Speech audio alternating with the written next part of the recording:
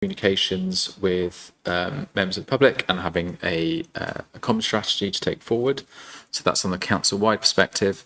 And we're also beginning the process with officers across the council of developing service plans for teams. That's being led by Hannah Barton, who was here earlier. And as part of that process, there is a kind of standing corporate objective for everyone to consider how they can act upon the findings of the residents and businesses survey, including communications. The reference within the accounts is a snapshot of the performance we've got. We couldn't hope to include in here all things that we're doing, but it's being done both at the council plan level, as I say, and at the service level for service planning next year to consider that item. Okay, my follow-on question is, should we include any of that in here to reference improvements that we're planning to make? I think we wouldn't have been able to do it at this stage because it was kind of relatively fresh data. I will do for the narrative statement that's coming up and talk about how in the 24-25 year, we've identified various improvements to build on these concerns. Thank you. That would have been my question as well. But my second question is also follows on from Gareth, which is about assets.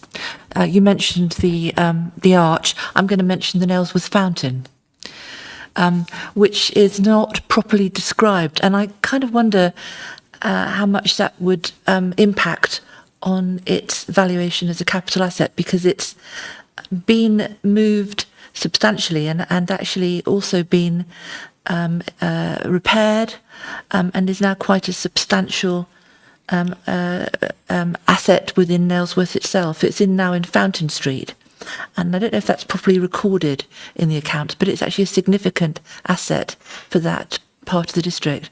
So it might be worthwhile just revising that. That's something that we can look into. I'm very happy to give you the information. I think there was a grant of at least 40 grand from the Environment Agency a few years ago. So, it's had a lot of work done on it.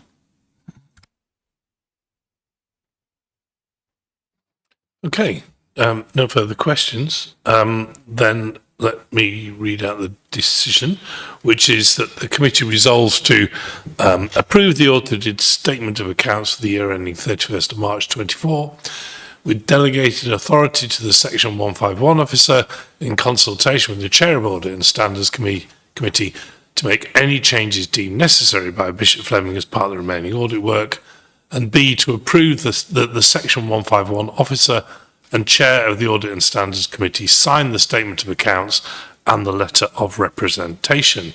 Do we have a proposer for that? Robert, thank you, and a seconder. John, thank you. I don't think there's going to be any debate needed, so with your agreement, we'll move straight to the vote. So all those in favour, please show. Those against and abstentions, thank you. So we'll finish on that item and move on to the Treasury Management Strategy. Lucy again. Lucy. Thank you, Chair. So a bit more in this report. So I'll just start off with a bit of an overview. So this report includes prudential indicators and limits, the Treasury Management Strategy, the investment strategy, the minimum revenue provision, and ethical investment policy, and recommends these on to Council for adoption from the 1st of April. A lot of this is things that we have to have in place, but it is very important that you consider them properly. There is a lot of technical information in this report, but I'm hoping that the session with our Treasury advisors, MUFG, who were previously known as Link last week, was useful because it did cover a lot of what's in these papers. So starting off with our capital plans. So our capital spending plans are in table 1 on page 176. I would just like to say these were correct at the time of writing this report, but they will need updating following the Strategy and Resources report. So the update will be included within the numbers to Council. That table was followed by the capital financing. So how much are we able to fund from our resources, our capital receipts, our reserves, and how much aren't we able to finance by other means, and so we need to consider borrowing. We have a section on the minimum revenue provision. So this is how much are we putting aside to repay that borrowing. This is something that we have to do within the general fund, but we don't have to within the HRA. So the HRA has no minimum revenue provision, although we here do voluntarily put funding aside in an earmark reserve for that purpose. I do want to draw your attention to the fact that IFRS 16 comes into account next year for local authorities. This changes the way that we account for leases, but it's not something that we're expecting to have a material impact on our position. On table 4, page 178, we've set out our estimated balances for the coming years. This is an estimate, so it is likely to change. But you'll notice that our balances are expected to reduce over this time. That is something that I would expect, although we're not able to put exact figures on it. But the reason it's looking like it's going to reduce is as we're using reserves and capital receipts and balances to fund our capital and revenue expenditure, and undertaking more borrowing. So table 6 shows the forecast in external borrowing, so how much we actually owe PWLB, the Public Works Loan Board, against our capital financing requirement, and that is our total borrowing, so it includes our internal borrowing as well, where we've borrowed against our internal balances. So you'll see that internal borrowing we do expect to continue to be a significant way that we fund our capital programme over the medium term, and that is contributing to the lower levels of balances over the medium term. Table 8 shows the borrowing limits which we're proposing be put in place, and that's something that council would need to approve. So that would be the maximum amount of borrowing that could be undertaken in each of those years. So we have the annual investment strategy on page 183, and that sets out the operational boundaries for investing. I'm just going to draw your attention to table 12 for specified investments, that proposes that the limits for amounts held with other local authorities and with money market funds are proposed to increase from 12 million to 16 million in total. Finally, we have the ethical investment policy in Appendix E, and we've set out in the report that will be reviewed during this year. So that is something that will involve members, and we're expecting that to commence from the summer. So thank you. Happy to take any questions. Thank you. What questions do we have? Gareth? Yeah, I enjoyed this one actually. It was very well written, so thank you for that. Only one slight thing, on page 177 you mentioned VRP before it's defined. As a programmer, that's a no-no. Page 174, the Treasury Management Manual, it says although the committee doesn't have to approve, could we have sight of that? That was my only question, really. Thank you. Absolutely, we can give you sight of that. That's not a problem.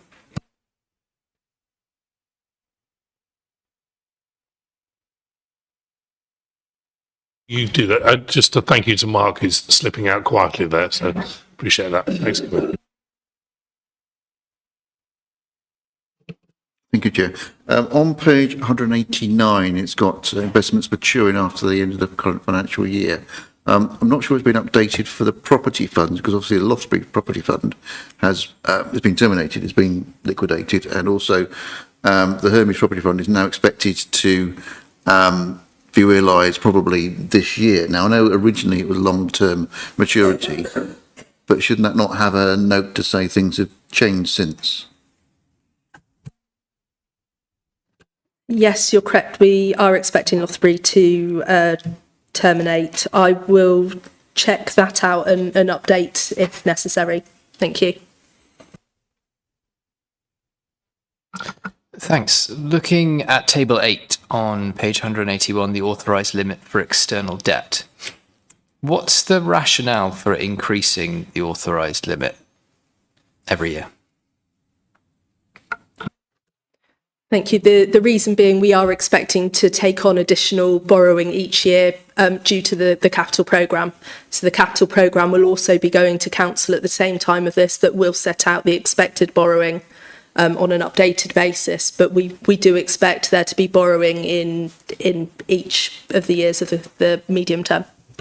If I may, so is that for capital expenditure that's already been approved by committees, or is this new capital expenditure that the administration will be putting forward?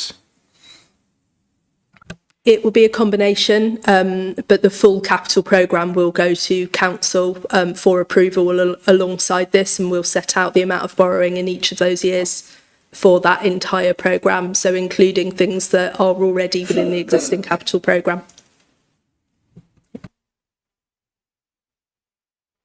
Kate.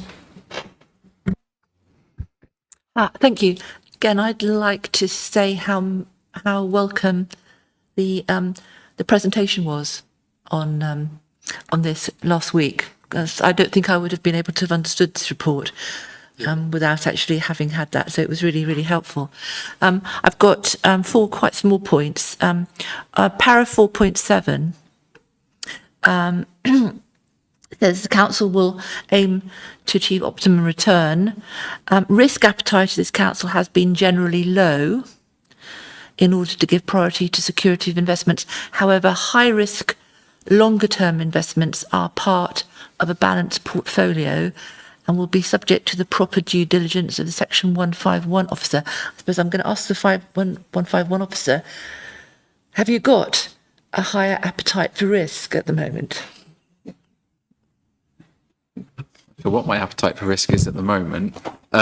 So this essentially is just recording what we've done over the last number of years now, where not all of our investments are in, I don't know what the phrase is, sort of fixed capital funds, essentially.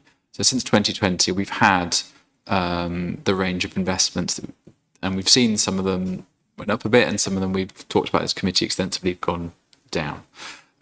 So apart from the original investments we made, we haven't put any others in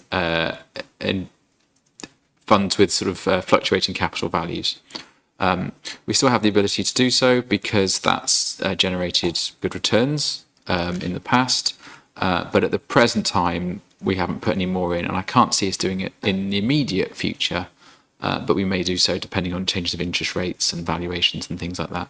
So we haven't got a higher risk appetite now than we had this time last year. But I think what that references is we're not in the position now where this council used to have a policy very much of not investing in anything where the value might fluctuate. And then following on from that, I was interested in the presentation and then obviously in this paper to see that we invest in other local authorities, which made me feel a little bit squeamish, given sometimes the parlous state of other local authorities' finances. So again, I'd be quite interested to know, how do we make that judgment? Because in terms of the information that's been given to us, there are ratings for traditional financial counterparties, I think they're called.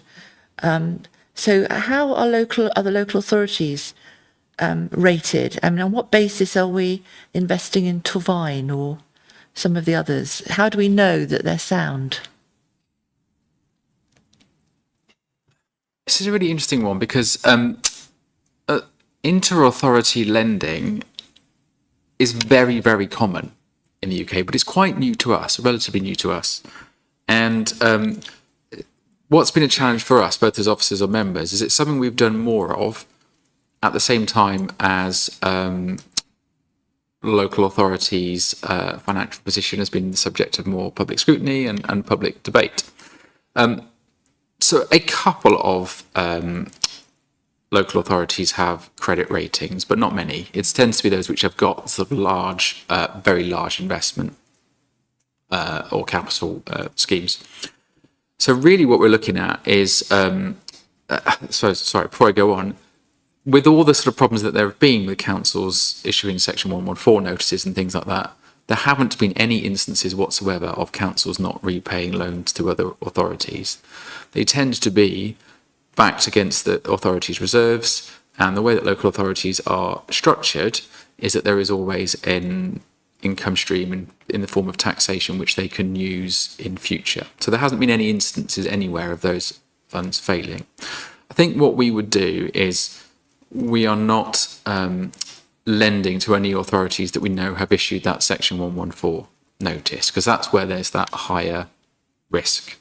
But aside from that, it's essentially, as long as there's no indication that they're in that sort of state, we will make loans to other authorities.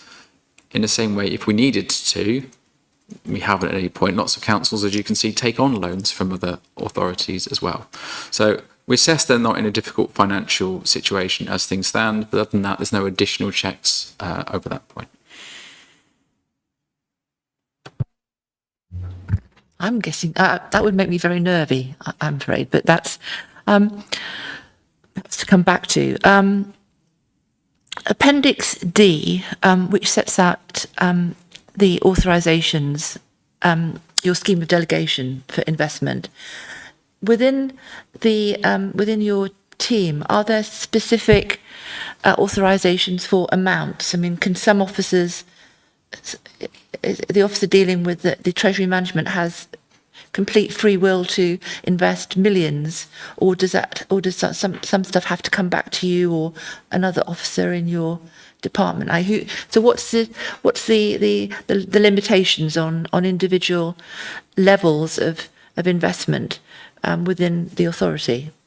So if it's within established counterparties and within the limits here, the Treasury team will have the authorisation to do that, because effectively council have set the rules which we follow.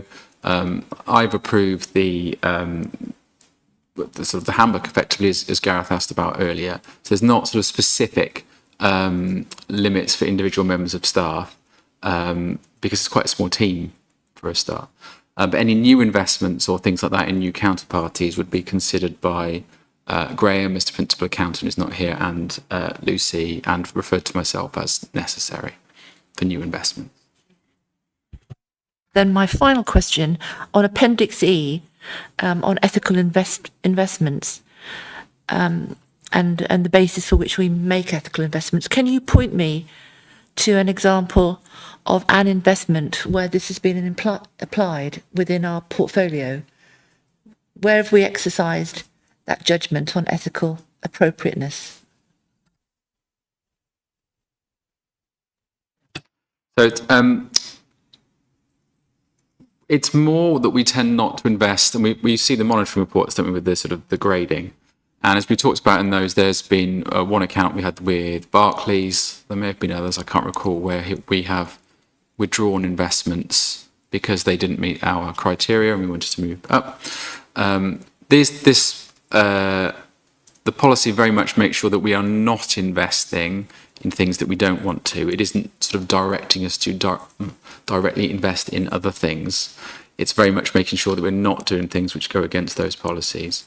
When we made the initial investments in those 4 pooled funds, that was something we considered very, very closely. Predated the ethical investment policy, but we had a group of councillors looking at the investments and scoring them effectively and making sure they didn't cross any red lines. That's how we follow things through now. And the Treasury team, when they're making investments, will be making sure we're looking at them as far as we can know and establish, because we can only know what we know, that nothing is breaching anything in that policy. I'm sorry if I'm hogging this bit, but it's a follow-up.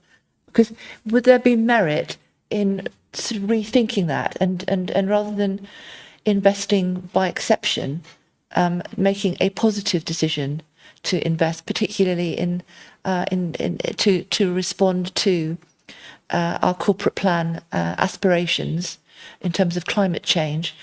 For example, Triodos have a portfolio of ethical investments, and I didn't see Triodos in the list of banks that we invest in. So I'd be quite interested in having that raised as an issue about that we take some positive steps rather than some defensive steps. Yeah, I think that's a really fair point, and part of how our work here is going to evolve. And as the report says, we will be reviewing this policy this year. When it comes to investment of our treasury funds, we have to follow by law the kind of security, liquidity, yield order, and we won't waver from that. But I think it is right that when we look at that review of the policy, at the moment, is to summarise it, it's quite defensive in a way, saying we mustn't do these things. I think we will consider, are there things that we should be doing? Thank you. Martin, then Elizabeth. Thank you, Chair. Just on that last point, there is, Councillor Kay, there are a couple of points where it does say that the council will seek to directly invest in organisations or financial products whose core focus includes renewable energy, green investment products or social housing. So there are some positive things within the ethical policy. But I think in terms of application, that might not have gone through yet. So my question is actually on page, I'll go back to it, page 187 and table 13, on property funds, and the maximum sum of £12 million, which is actually the highest of all of those categories of financial instruments. Now, I suspect that's because of the nature of the investment, which is in bricks and mortars. But my question is, on the basis of our experience in property funds, recent experience in property funds, should we not reconsider that value?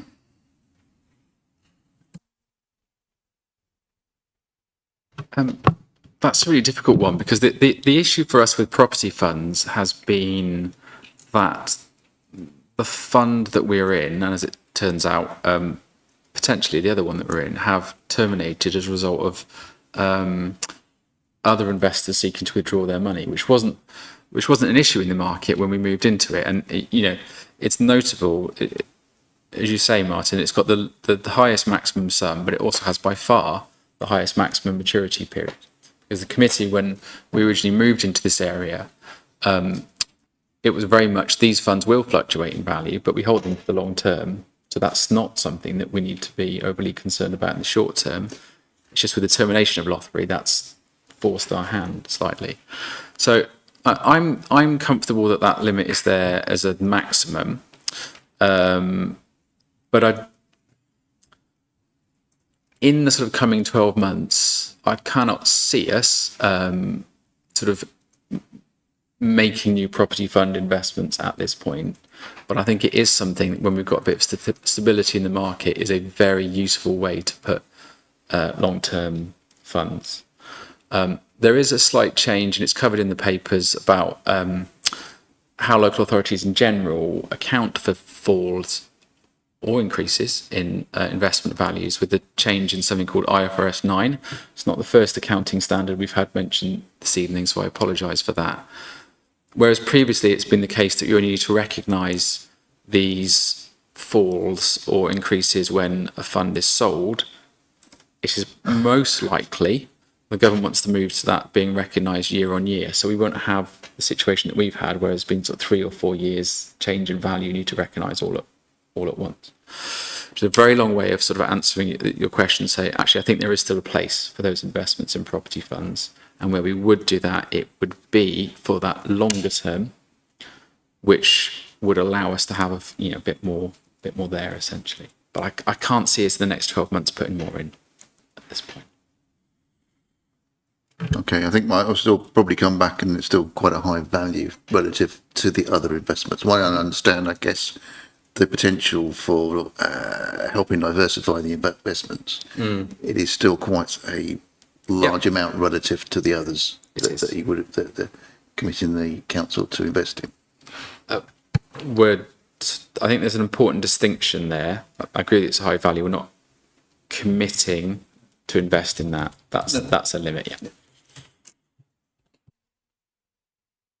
Yeah, I just wanted to mention, Triodos Bank does get a mention on page 203, and also a platform called Folk to Folk that I'd never heard of. So there's sort of the intention is good there. The council will seek to be innovative and take proportionate respect decisions, for example, by considering online platforms such as Folk to Folk. I just think perhaps it needs to be firmed up a little bit at some future date as to, when did that consideration take place? Is it just there as a sort of aspiration, or are we actually seeing it work out in practice? I appreciate it wouldn't be in this document, but it's just something that we'd like to get when it actually happens. We'd like to be able to say hooray. It's just firm it up a bit. Yeah, great. Okay. Further questions, we'll move to the recommendation, which is the Audit and Standards Committee recommend that Council A adopt the prudential indicators and limits for 2025-26 to 2027-28, approve the Treasury Management Strategy 25-26 and the Treasury Prudential Indicators, C, approve the Investment Strategy 2025-26 and the detailed criteria for specified and non-specified investments, D, to improve the MRP statement 25-26 and E, to approve the ethical investment policy. Do we have a proposer for that, please? Thank you, Kate Dan, the seconder. Thank you, Martin. I will, unless you disagree, move straight to the vote on that. All those in favour, please show. Against and abstentions, great. That's carried unanimously. To us. We want a break now, Bob, because we're over an hour. Oh, is it? Right, sorry, I thought it was 9 o'clock we did that. Right. We do have a reasonable amount to get through. If you don't mind, we should take a break at this point. Are we happy to do that, or do you want to carry on? All those who want a break? Oh, well, there you go. Then we'll carry on. Okay, I'll ask again in half an hour's time, but we won't be that long, will we, gentlemen? So why don't I pass over to Piers to introduce the new Global Internal Audit Standards? Thank you, Chair, and good evening to you and to the committee. And you're on the home straight when you get to the internal audit papers.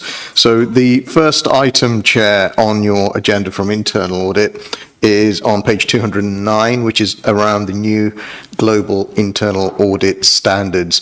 I'll take the paper as having been read, and this is your first bite of the cherry, so to speak. This is a brief paper. This is a paper which, provides a brief overview of the new standards. One of the requirements of the standards is that the Audit and Standards Committee and senior management are both informed that these new standards are about to be enacted, as it were. They come into effect on the 1st of April. And the reason for that is that both the committee and senior management, you play a vital role in ensuring that the council's internal audit adheres to the required standards. And so it's important that both the committee and management are aware of how the standards should be applied. And so bringing it to this committee is part of our sort of forward conformance to the standards for when they do come in. And I will also be presenting this paper to the council's senior leadership team in February as well. Just to say that the new standards are about 120 pages long. And so what this paper does is just to inform you that they're coming and provide a brief overview of some of the salient changes that will be coming along in April. However, I shall be coming back to the committee in the summer with another paper which will set out more specifically the responsibilities of this committee and of senior management with regard to internal audit and the governance thereof. Happy to take questions.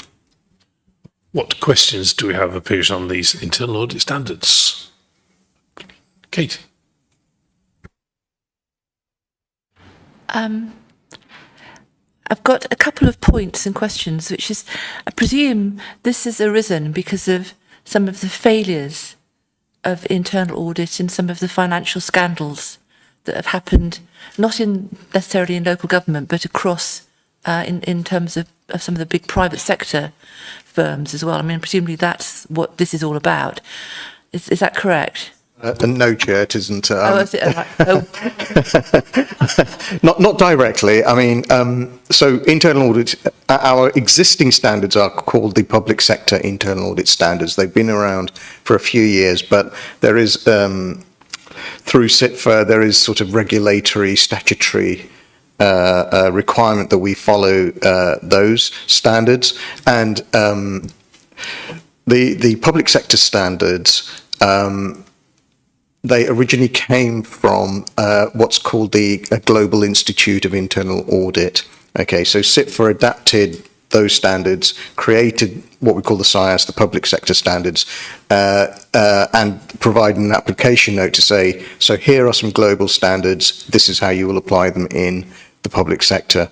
What the Global Institute have done is they have reviewed and refreshed those standards and come up with what's called the Global Internal Audit Standards. Now, the standard setter within England certainly is SITFA, which is the accounting body. So they have looked at the Global Internal Audit Standards and said, yes, we're happy for all internal audit teams within local government, within the NHS, to apply these. And they have made a few tweaks because of, you know, they're global standards, so some things may not directly apply. For example, within local government, and I've given an example within the paper there, but it's because the Global Institute has refreshed. It's not specifically with regard to, you know, Section 114 notices or anything like that. thank you. That's comforting. I'm very comforted by that. And I was much taken by, I think, your part of your report, Appendix A. I think it's on page 212, where you say the standards on ethics and professionalism have been expanded, including new sections on professional courage and skepticism, and this will require training for the team. So I was kind of interested to how have they been? How has that changed? Has it been strengthened, or what's the change and what's the training that's needed? Right. So yes. So this is it's about sort of professional courage and ensuring that internal auditors are able to report objectively and freely all of the findings that they come across. So part of it is about trying to encourage auditors to be courageous, to not be afraid, to not withhold information from members, for example. But the other aspect is around ethical reporting. So going forward, under the new standards, part of each of our audits will be to actually assess ethics as part of each audit. So how do we do that? So how do you audit ethics? You can do an audit of ethics in general, but it's got to be part of every single audit. So what we have organised, and it will be taking place either next month or the month after, next month, in fact, is we have a professional external trainer who's going to come in and provide us with training on how to be an ethical auditor, how to audit ethics within different settings, and how to report on that as well to the audit committee. So would that be something that would be helpful for this committee to have some information on in terms of training? Because the ethical part of an organisation is not just the officers and the service providers, it's also how the members conduct themselves as well, and how we take decisions, and that's part of the whole organisation. So do you think that's something for us or not? It certainly could be, because this committee is charged with governance, and so that could be something that's very useful. And one thing, Chair, that would help is if the committee returned those training suggesting that questionnaire that I sent out. If you're able to return those and maybe add that, then certainly Andrew and myself, along with the committee administrators, we'd be more than happy to look at those training requirements. It's a good point, because it was several months ago that Piers sent that out. So if you could scroll back and dig it out from your emails and respond. He reset. Do you mind, resending it? Thanks. Sorry, just to go back to Councillor Kaye's question. So the purpose of the new standards is to raise the professionalism and the value that we internal audit add with our work. So as I say, it's not because of any previous failures or anything, but it's ensuring that we can help councils to avoid things like that as well through our work going forwards. Okay, thank you. Robert. Thank you, Chair. Two connected questions, hopefully an easy one to begin with. So am I right in understanding that the public sector internal audit standards are now being replaced by the global internal audit standards 2025? And what impact do you think that will have on internal audit's work? Is it going to radically transform your workflows? Is it going to create more work, new documents, that kind of thing? Or is it less of an impact? So yes, the public sector standards will be replaced as of the 1st of April with the new global internal audit standards. Some of the changes, if I just... Some of the changes are, as I say, it's a 120-page document, so I've only highlighted some of the changes that will be coming along. So things around, as I've just mentioned, the reporting on ethics, for example, that will be a change to what we do. Something else we will need to do, for example, is to provide root cause analysis. So we won't just report, for example, that, we did some testing, we examined a number of documents and as an example, invoices and two hadn't been properly signed, for example. We will say, why hadn't they been properly signed? Was there a training need? Was it because procedures had not been properly understood? Was it because the computer system, so it's about that sort of thing. It's not just saying two invoices hadn't been signed, it's about what is the root cause. So it's not the symptoms, it's the actual, what the illness is. So there will be changes of that nature. There will be changes in, for example, our report format and some of the things. They're not massive changes, I think, that you will see, and largely in terms of how we work also. I would say even now we largely comply with the new standards already, because quite a lot of the standards is actually about evidencing things that you do, things that we do, but that you don't necessarily evidence. So some of that will be around, for example, meeting the chair of the audit committee regularly. There will also be changes where the audit committee will be able to request a meeting with me with no other officers present, also with the monitoring officer, for example. So it's all about improving the governance and the information that the committee receives and the interaction that you have with internal audit.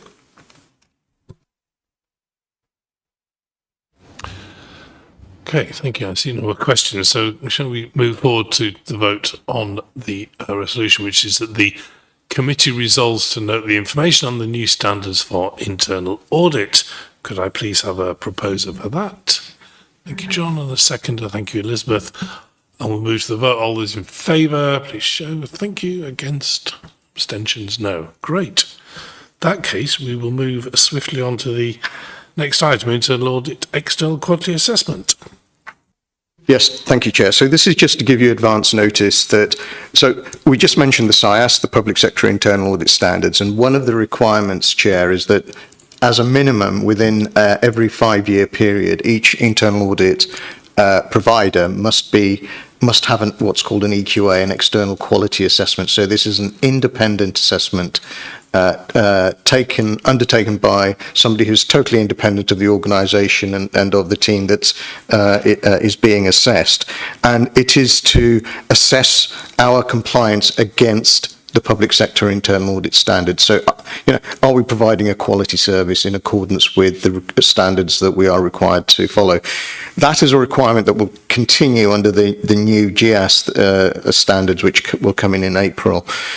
So the last EQA that ARA had was in circa May 2020. So we would be due another one, because 5 years, May 2025. The difficulty is, however, that would then be under the new standards.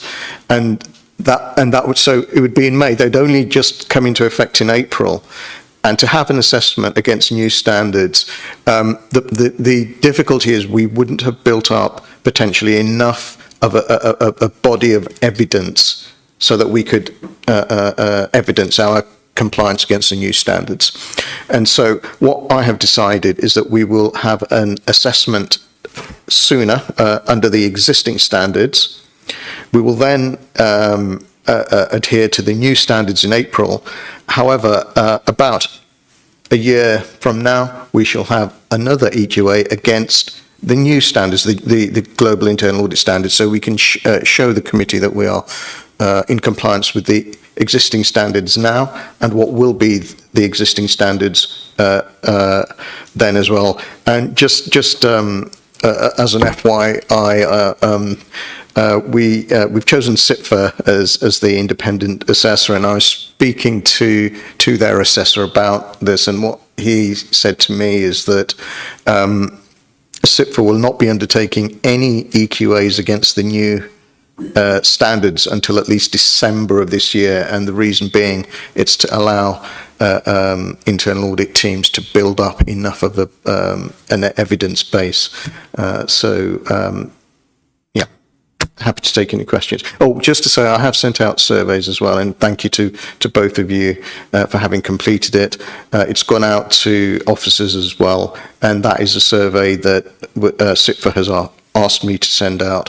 It's anonymous, and I won't know who's said what, but it will help the assessor in forming their conclusion.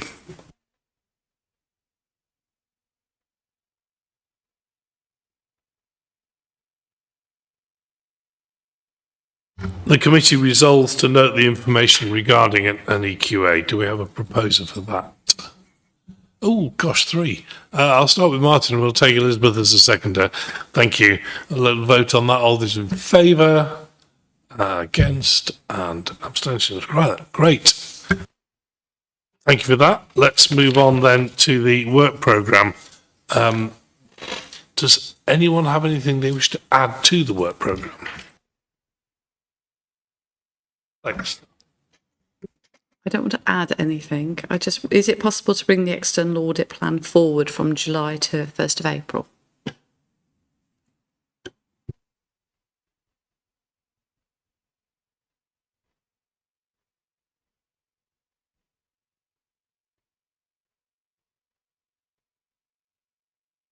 No, yes, please. We'll do that. Thank you. Yeah. Robert.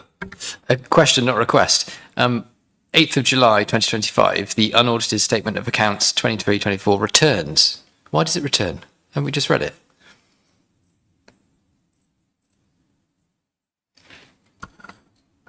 Well spotted. That should say 24-25.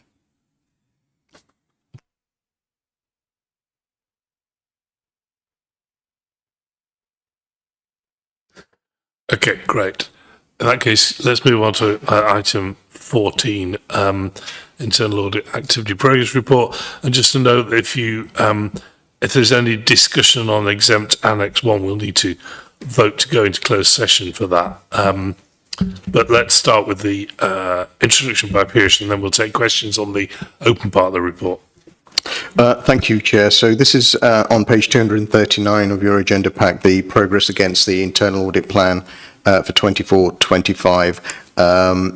Now, there is a table which we have 3 pieces of work where we have provided a level of assurance, and I'm delighted to say that those are all substantial. Happy to I'll take those reports as having been read, Chair, and James and I will take questions on that in a moment.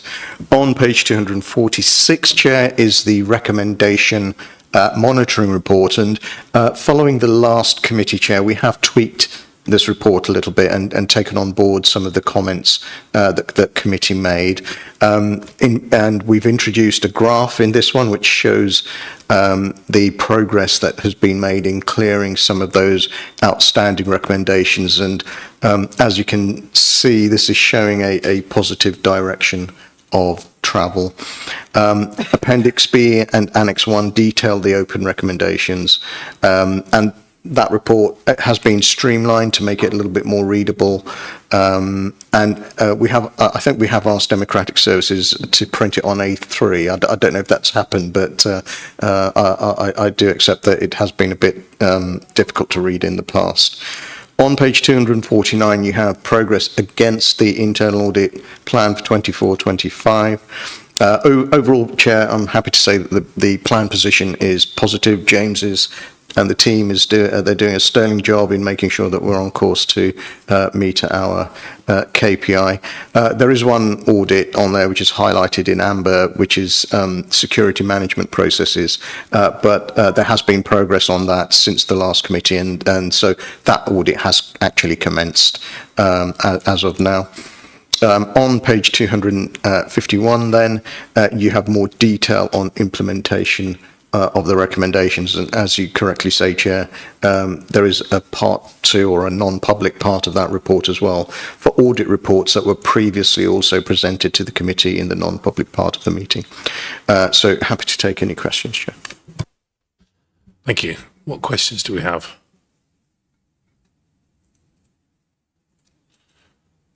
So I have one on page 250, the section 106 audit. You previously said you might be able to share the terms of reference of that one, because I had a particular interest in what it was looking at. Sorry, Chair, the terms of reference is that? For the section 106 audit, reference 31. You were going to share them with me. Yes, Chair. James will ensure that will happen when that gets going. Yeah. Thank you. When's it due to happen then? Is it due? It's pretty much. Thanks. Sorry, Chair. Yeah, that is due to commence pretty shortly.